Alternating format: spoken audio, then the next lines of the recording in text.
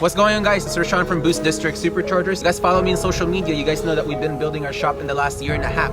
We're gonna give you guys a quick rundown of it. So let's take a little tour. So this is our shop, as you guys have seen on our previous videos. I've been building this shop as I go. I didn't have this all together at once. We started with 3 lifts, and now we have almost 8 lifts. We have 1, 2, 3, 4, 5, 6, 7, 8.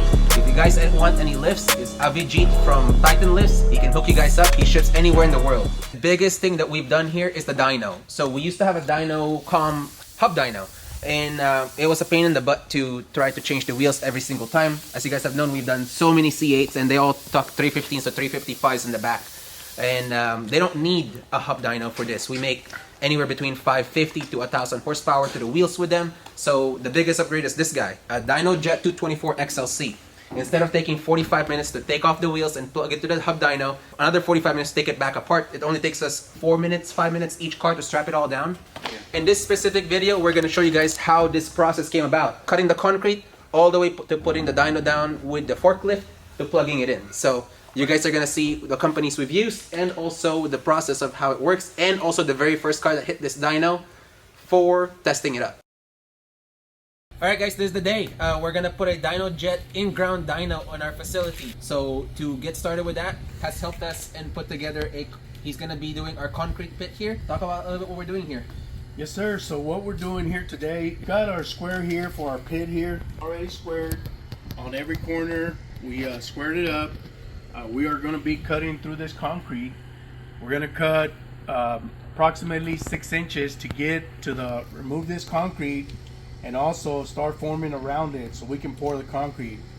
It's gonna be pretty thick slab. It's got to be 6 inches thick on each end, each corner here, each side of the pit, and then deep. We're gonna go about 2 feet down into the ground. We're gonna dig the dirt out. We're gonna seal it with some vapor barrier, and then we're gonna pour an 8-inch thick slab on the bottom. The sides are gonna be 6 inches thick, and it's gonna be with a 3,800 psi concrete. Full of rebar. It's gonna have plenty of rebar. It's gonna have anchors onto the existing slab, so it can have the strength. Yeah, so minimum requirement is 2,500 psi, and we're going above and beyond that just to keep it safe and make sure nothing moves and cracks. And it is Christmas break, the last week of the month, or the last week of the year, and everybody's not working, but here we are trying to put this thing done. So when next starts, we'll get our dyno installed and start cranking on vehicles and start tuning them real fast. So we'll take you through the time-lapse process and hopefully enjoy it. Let's do this, guys.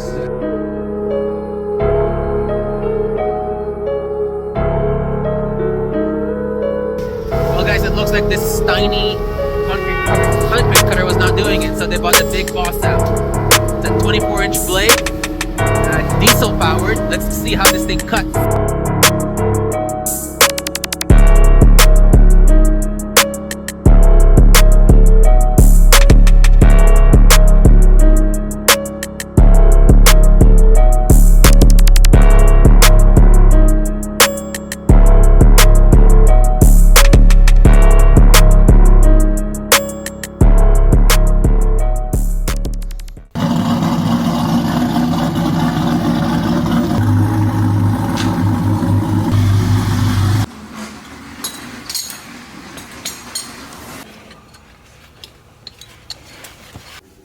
It's gonna hurt.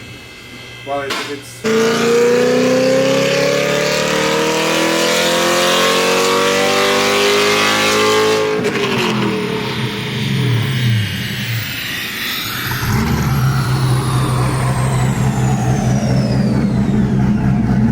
So yesterday we got Adam's car baseline. He has the head scam C8 Corvette, and now we're gonna add a ported intake, throttle body, flex wheel on it. So we're gonna see that sometime later on this video. So we got Mr. Jason's C8 Corvette here that we did a few months ago. We did the stage 1 Lingenfelter 2650 supercharger kit.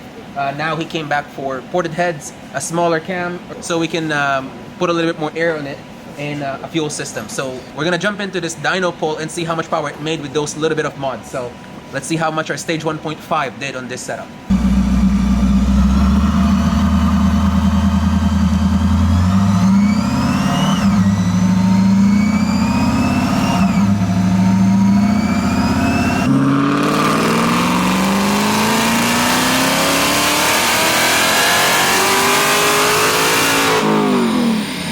As you guys can see, a little bit of mods, as we guys discussed a while ago, and a lot of Boost District love. Mixing 770 wheel on 93 octane, not even E85, not even MS109 race gas. So this thing is ready to go home.